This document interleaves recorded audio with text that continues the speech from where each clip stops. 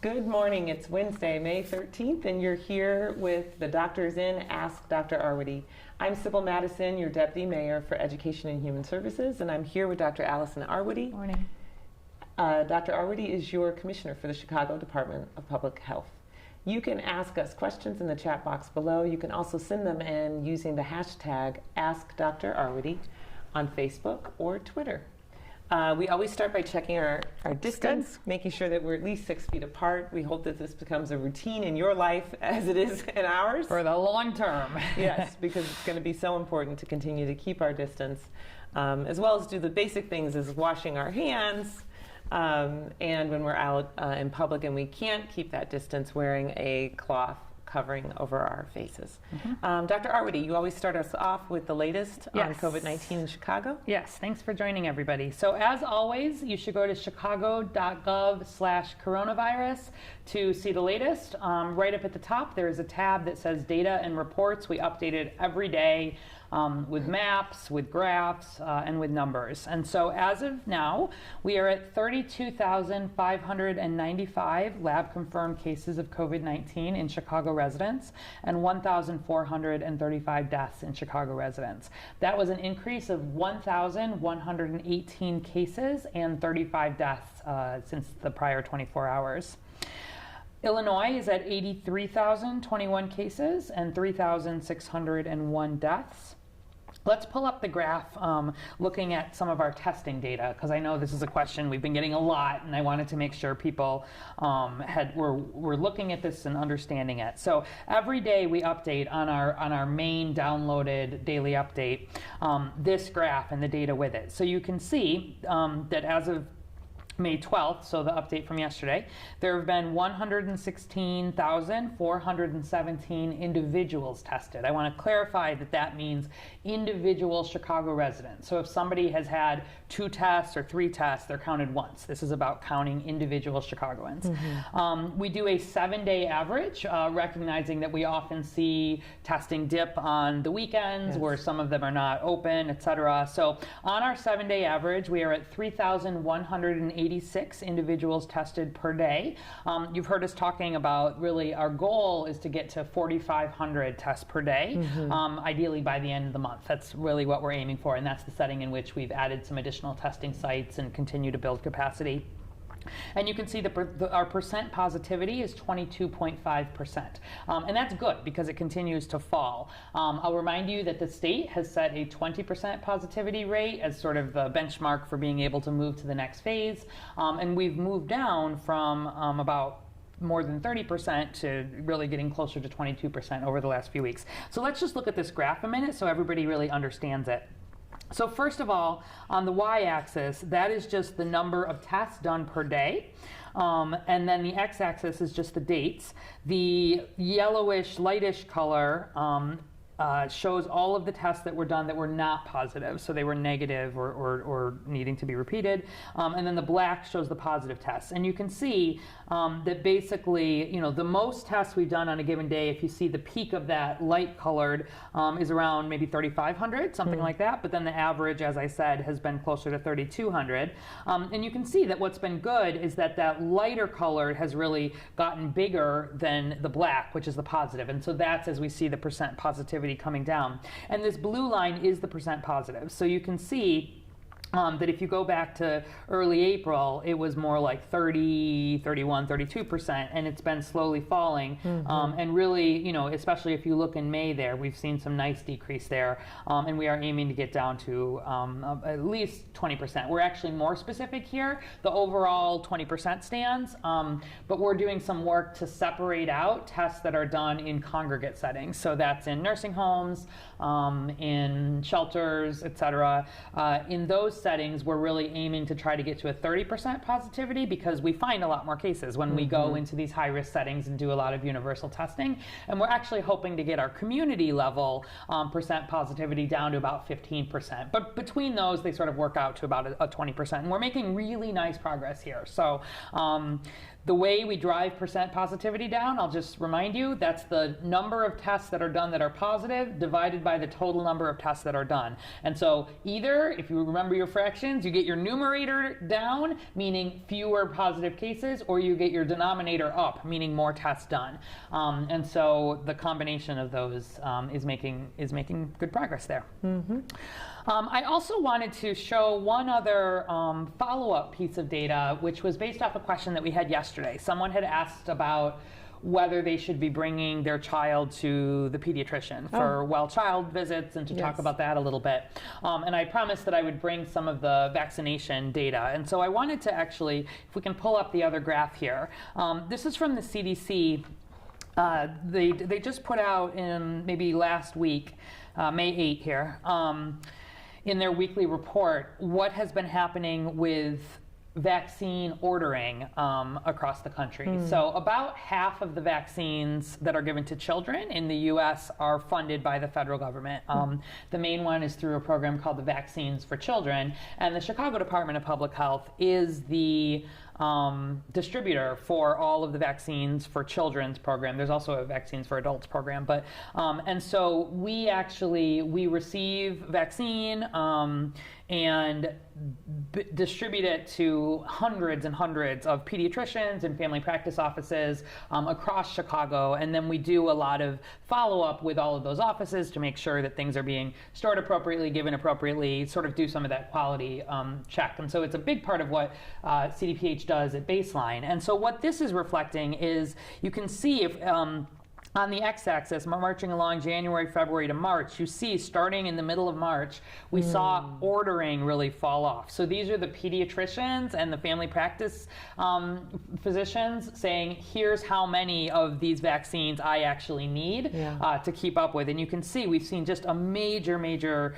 drop in terms of of those vaccines that are being ordered. And these are not flu. These are the traditional vaccines that we give to help protect kids against a lot of the mumps, measles, all range. And you can see in the bottom graph here that it actually differentiates. The dark blue is for less than children who are under 2, less than 24 months, and the light blue are kids over 24 months to 18 years. And you can see that we haven't had, this happens to be the measles containing vaccine doses, but you can see that for the children less than 24 months, although we've seen it fall off, not as much, and we've seen a huge fall off for ordering in the kids that are between 2 and 18 years old. And we've seen that same thing here in Chicago. Our ordering has fallen off about 66%. Wow.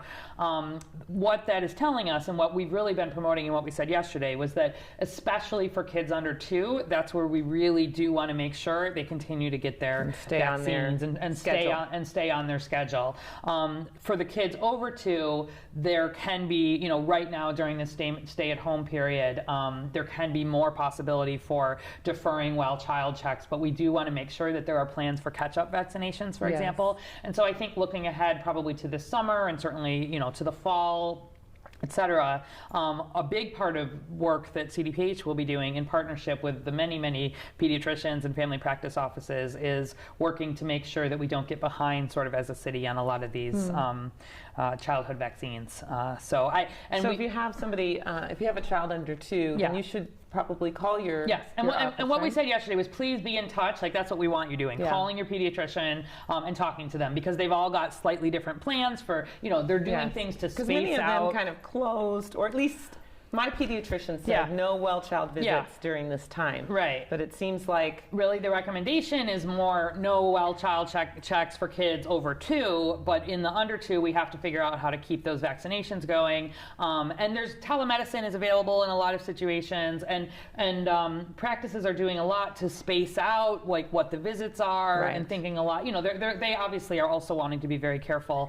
And so anyway, I just wanted to show you that this is a concern. A concern here in Chicago and a concern around the country. And so if you've got kids at home and they've missed some well child checks, remember that those need to be getting rescheduled, and we'll be needing to be doing some catch up. So okay, all right. So let's get to questions. Chloe Gurin Sands from Facebook. Why is the new? Oh, speaking of children. Why is the new Kawasaki syndrome in children just showing up now? Oh. Is it a very prolonged complication of the illness or a mutation? Okay, so not everybody may know what that is. I don't. Yeah. So Kawasaki disease is one of those diseases that you learn about when you train as a pediatrician and you treat a few cases of while you're in your training to become a pediatrician. So like I saw a few kids with Kawasaki's disease in the hospital when I was in training, but it's quite a rare illness. It's an inflammatory disease that is really thought to be mostly a reaction to some kind of infection or there are a number of things that can kind of put kids at some more risk for having this very rare inflammatory condition, and it causes red eyes and sort of cracked lips and swelling in the hands and the feet, and it's got this very typical presentation, but the concern is that the reason those things happen is it can attack the arteries, the little the blood vessels that bring blood, and it can affect the arteries even around the heart. And so pediatricians are well trained to sort of look for this, and if they see it, you refer kids into the hospital and you can treat them with some immunoglobulin. There's a very specific treatment that we give. We actually use a little bit of aspirin to help protect the heart, and kids generally do quite well and they recover. But it's this inflammatory condition that we watch for and will occasionally see. So what has been reported, and there's this is another one of those things that there are some questions about still. There have been some cases, especially in New York, of an inflammatory condition that they maybe are seeing some in kids that's similar to Kawasaki's. It may not be exactly the same, and it's not even definitely linked to COVID. There's certainly there's been a lot of COVID there, and there have been some cases where kids had a Kawasaki-like syndrome and they tested them and they turned out to be positive for COVID, but it's far from proven that this is a relationship definite or thing. connection. Yeah, and we've honestly locally not seen very much of it at all. We obviously were in touch with our infectious disease colleagues, at Lurie and University of Chicago and all of the other sort of referral academic centers, and really there may be just a handful of cases. Could it possibly be related? Not necessarily with COVID. So I think it's one of those sort of questions out there a little bit as we continue to follow COVID, and as we continue to follow it again, by and large the news has been very good related to COVID in children.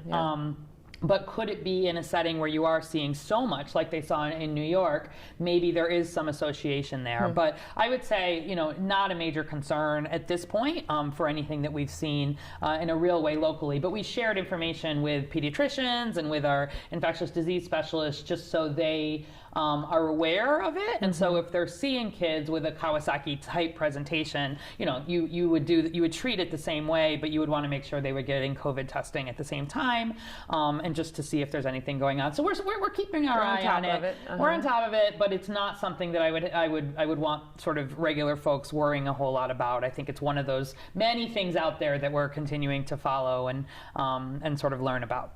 Okay. Richard Bloomfield from Facebook, why 20% positivity? Okay, so there's nothing magic about 20% positivity. I think the state set that as a goal partly to recognize the fact that that we want to see a decline in cases, but we actually need to correct that for the amount of testing that's being done. So maybe next week we'll, I'd like to get one of our epidemiologists on here actually, and maybe I'll bring one of them on to talk a little bit about some of what we're doing behind the scenes to actually use some statistics and use some other really ways that, this gets kind of deep into some of the nerdy part of the science, but it's interesting. So how you can correct for that. So we're doing some of that at the city level, but at a high level that people can understand. I think they wanted to set this goal. Part of why here in Chicago, we've already separated out the 30% ideally for the congregate settings and the 15% in the community settings. But I'll tell you, that's not our ultimate goal. Those are the goals that we are hoping we'll be at, or at least near, as we start to move toward phase 3, and we really need to be at that 20%, and I'm pretty confident we will be. But down the line, you know, I think probably our next goal will be 10%, and probably our next goal will be 5%. As more testing is available and the positive comes down, you know, I want to get to a point where 1 in 20 tests that we're doing is positive, right? As opposed to, you know, 1 in 5 tests, which is what the 20% is. And, you know, ultimately, we of course want to get to a point where we're seeing very, very few tests. But this is, I think that goal was set for sort of where Illinois is right now. We have needed a lot more testing. We still need testing, and we are getting a lot of cases. You know, Cook County, there are many days where Cook County is leading the country in terms of numbers of new cases still right now. And so wanting to, you know, the main goal is that we're on the other side of that peak. And so there's different ways that you can measure that, and I think the state just chose chose one that was fairly broad, and then we've put a little more specificity to add on. Got it. Deborah Onken-Wheatley from Facebook, how many false positives do we have? How many false positives do we have? So, okay, so that's not really the way we answer that question. So every test, this gets a little bit into emergency use authorization. So every test that has had the emergency use authorization from the FDA has had to undergo kind of rigorous testing to show that a test will not have too many false positives or too many false negatives. Now, depending on the kind of test that is done, there are differences there. So the gold standard is that PCR, the polymerase chain reaction, the one we've been talking about that generally is the nasal swab, or now there's starting to be some oral swabs. Those are the ones that are looking for the presence of the genetic material of the virus. That is the one that is diagnostic, and that is very sensitive and very specific, does not have many false positives or negatives at all. But if you take the antibody tests, right, those have been the ones that are a little further behind. The blood test, that's the one, as opposed to looking for virus, it's looking for the immune reaction to that. And in terms of the sort of how many false positives have we seen, you actually have to look at what the positivity is like in our area, because if you are in an area where you have a lot of COVID, you will have fewer false positives than you do if you run that same test in an area that actually does not have a lot of COVID. So broadly, for people who are having tests that are done with the appropriate emergency use authorization, we do not have a lot of false positives. Yeah. All right, and that's why they got off. That's why they got off it. Yeah. So less than 1%, I would say, if I had to put a number on it. Lisa Ray from Facebook, how many times can you use one wipe? Okay, good question. So I would encourage you, if you've got wipes, read the label on your wipes, because the label on your wipes will actually help you answer that. It will always tell you, like if you have a Clorox or a Lysol or whatever, it will say right on there how long your surface is supposed to stay wet to disinfect it. And so, for example, a lot of them might say 3 minutes or 4 minutes. And so the idea is, if you've got one wipe, to actually disinfect, and maybe even one step further back, cleaning is probably the most important thing. Plain old soap and water, good cleaning, that takes care of most of it. But disinfecting is sort of a slightly higher level. Oh, that's good to distinguish that. It's to distinguish it, and it does use chemicals in a different way. And so that's most appropriate for maybe countertops where you've been cooking with meat, et cetera, that kind of thing. Or, in current times, doorknobs, places where there's potentially a lot of people touching it. Those might be the ones you're a little more interested in disinfecting. But the whole point of disinfection is that those chemicals actually need to sit on the surface for an amount of time. So say you've got a Clorox wipe or something, and it says 3 minutes on it. You can use as much wipe as you can cover that your surface then stays wet for 3 minutes. And so usually it'll be I can't tell you exactly because the wipes are different. Some of the ones that are less, use less of the chemicals will usually have a longer time that it needs to be wet, actually. So some of the more natural ones, it actually needs to be wet for about 10 minutes. So look at your label, and then that's how long, that's basically the answer. So you can't really just take one of these disinfecting wipes and like use it all day through your house and think that if you're just rubbing, Right. it's good. You need to actually get that surface wet and with enough wetness that it stays wet for the amount of time that's recommended. didn't know that. Yeah, right? So read your label. Like, as always, don't use any cleaning products that are designed for the home on the person. We had a question the other day about should we put Lysol? On Should your I spray mask. Lysol on my mask? No, do not put Lysol on your mask. Then you're inhaling chemicals, right? These are important, And I they're think the disinfecting person who was chemicals. asking the question, I think, was maybe cleaning the mask with the Yeah, Lysol. no, cloth masks, put them in the washing machine. Soap and water, that's what it's designed for. You're then not sort of inhaling things unnecessarily. And actually, if anybody is really interested in this, because when we're, yeah, I won't get into it too much, but no, this is a big thing that we do. Like when we're in long-term care facilities, or we're doing consultations with facilities, or when, the CTA or CPS, anybody that's thinking about cleaning in major ways, they actually, of course, do the work to look at what are the particular materials that they're using and the exact way it needs to be used. And so the EPA, on the EPA's website, they list in excruciating detail hundreds and hundreds and hundreds of products, and you can actually that are good for COVID-19, and you can go and you can you can type in Clorox, and it'll bring up the things, and it'll show you actually how many minutes a particular thing needs to be used, and it'll show you the virus that it's sort of been tested against that's similar. So number one, read your thing. Number two, if you're really curious, you can go to the EPA website and get it even more detailed. But bottom line is you want to make sure your surface can get wet enough that it can sit and do the work. Got it. Never knew that. Yep.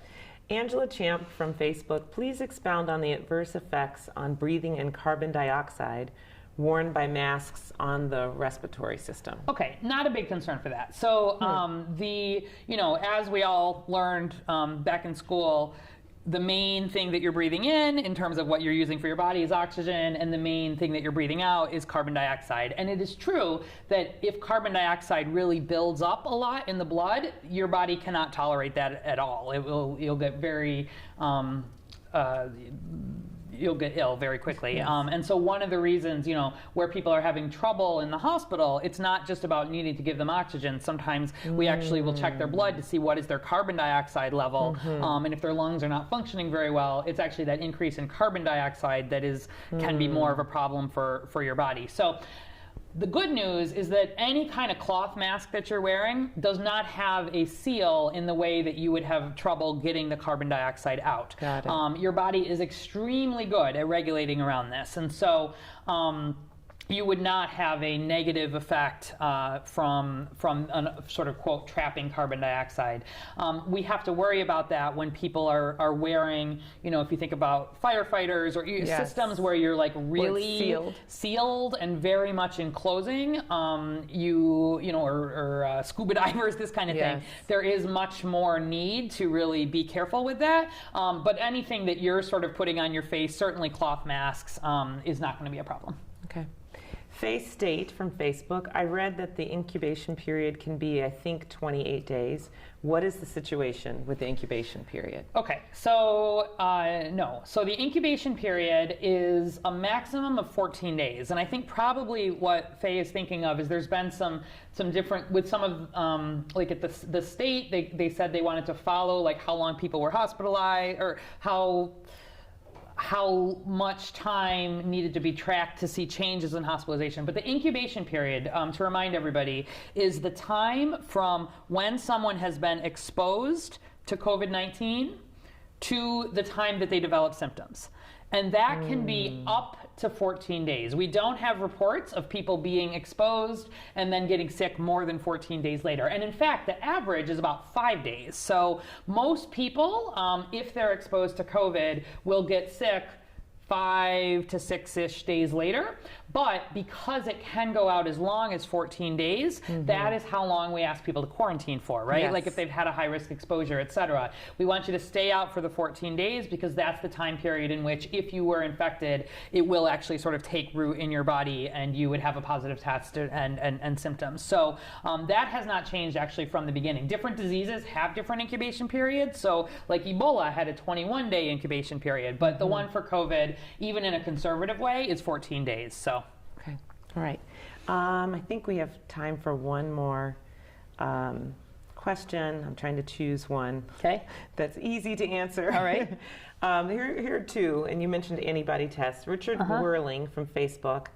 Which antibody tests do you recommend? Are some better than others? And then at Rock and Roller Nurse from Twitter, where is the antibody testing and why did Pritzker shut it down? Okay, so Pritzker did not shut down antibody testing, but antibody testing is not the primary focus when we talk about testing. The primary focus where we report numbers and that all of the sites are stood up for, et cetera, is for the molecular testing, that PCR testing, the diagnostic testing that I was talking about, that is the gold standard to actually diagnose people with COVID.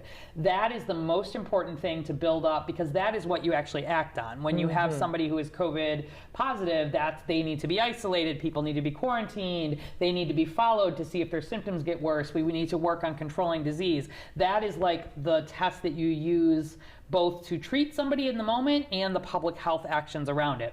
The antibody testing, remember, is the one that looks for the immune response for were you previously exposed to COVID and has your body mounted some response to it? And so that's the one where there are still questions about how much immunity might I have, how long might it last? That's where there's still some question. And it's the case that there still isn't one that's authorized? So no. There Authorized? are tests that have the emergency use authorization now for all of these. So we talked about this, I think, yesterday. You can go to the FDA website, fda.gov, and there is a big list there of every kind of test that has gotten the emergency use authorization. Most of them are molecular, meaning that PCR kind, but now increasingly there are serology tests that are listed on there, and actually the first antigen test has just been listed in there too. So maybe we won't do that today hold for on timing. to that. We'll talk about that tomorrow. It's the first in a new category. But the bottom line is that there definitely are antibody tests that are better than others because the ones that are listed there that have the emergency use authorization from FDA are the ones that have submitted the data to show that there are not too many false positives, not too many false negatives. And we had issues, you might recall, back, a few weeks ago where there were people, including people here in Chicago, using some of the 160 plus companies that were making these tests that had not necessarily done all of the necessary research and testing. And so the FDA has cracked down on that and is working to, the companies had, I think, 10 days to submit their data, and they'll be working to get some of those off the market. So the thing you want to ask or look for if you're going to be getting a test, any of the big hospitals, like they've got on their website, or you can ask, is this test EUA approved? And you'll see that language, and it's what you should be looking for. So increasingly, those bad antibody tests are kind of off the market and getting pushed off, which is good. We wanted to see that. And the ones that are remaining are better. But I'll just remind you, even where they're better, there still are some false positives and some false negatives, just not all, much better than the ones that were really not working at all. And so we don't want people there's questions about what it means to think, oh, I have an antibody positive, I don't have to socially distance, I don't have to worry about it, because that research is still ongoing. Yep, okay. Now we're out of time. Okay. So I'm just going to remind people that we'll be here tomorrow at 11 o'clock. And we have a special guest with us, Nicole Robinson, the Vice President of Community Impact for the Greater Chicago Food Depository. So it's going to be lovely that Nicole will be here to talk about all the work that they've been doing in communities to address food insecurity. Yeah, so if you've got questions about that, you can even put them in today. We'll pull them forward for tomorrow. Start thinking about it. I have got, let's see, a couple things here. So for one, there is a West Side Ceramics and Glass Blowing Studio that formerly known as Artreach Chicago. I actually as part of Open House Chicago last year, I was there. That was like the site that I was at, and I've been a couple times. It's a really cool space. Anyway, they have a new name, Firebird Community Arts, and they're doing a free week-long sort of virtual art experience. So related to coronavirus, and so every day there's like creative practices online about managing stress, isolation, anxiety. They've got artists who are like sharing meditative sketching and sort of yoga and some glass blowing, cool stuff. So they're running, there's some online already. They're running through May 15, and you can go to facebook.com/Artreach Chicago, ARTREACH Chicago. So it's a really cool organization. They do good things in the community, and now they're doing some cool stuff online. So I think maybe we'll leave it at that for today. Yeah, we will. Okay, join us again tomorrow, 11 a.m. with our special guest, Nicole Robinson, and with our commissioner, Dr. Allison Arwady. Oh, and don't forget, even on a sunny day like today, go out to take a walk, get some fresh air, to take care of essential business, but otherwise, stay home. And save lives. We'll see you tomorrow.